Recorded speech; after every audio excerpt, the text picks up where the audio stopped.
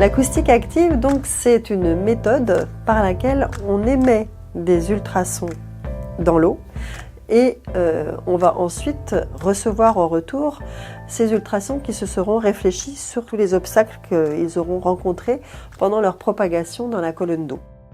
Alors, un échogramme, c'est ce qu'on voit ici à l'écran. On va voir ici la surface de l'eau qui se passe ici, qui est ici, le fond de l'eau qui est ici, le fond de la mer.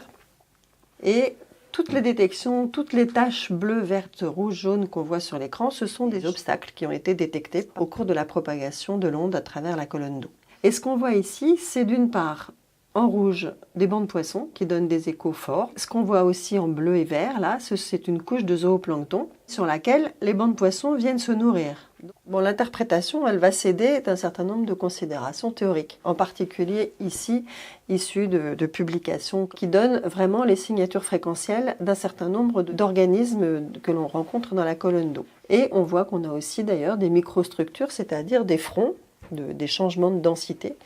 Donc cette information théorique va nous aider à interpréter des échogrammes. Alors par exemple, dans ce cas-là, on a ici deux échogrammes à deux fréquences différentes, 70 et 200 kHz, avec une couche ici qui n'apparaît qu'en 70 kHz, et cette zone un peu plus dense qui apparaît plus fort en 70 qu'en 200, et en l'occurrence, compte tenu aussi d'échantillonnage que l'on peut faire sur place, on va interpréter ça plutôt comme des organismes gélatineux. Pour vérifier cela, on est obligé de faire des échantillonnages biologiques au chalut pélagique, chalut à micronecton ou bien au filet à plancton.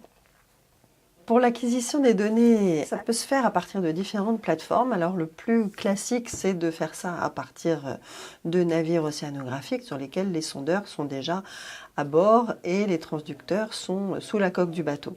Mais ça peut aussi se passer sur un tout petit bateau. Ça peut être aussi bien une pirogue qu'un bateau comme la canonnière qu'on voit ici. Nous, on intervient pour essayer d'apporter des informations sur le fonctionnement de l'écosystème marin, les relations prédateur-proie, puisqu'on peut détecter à la fois le poisson et puis le zooplancton, les relations aussi entre la distribution des organismes marins et l'environnement physico-chimique, puisque on a dans nos campagnes habituellement des mesures physico-chimiques en lien avec les détections acoustiques.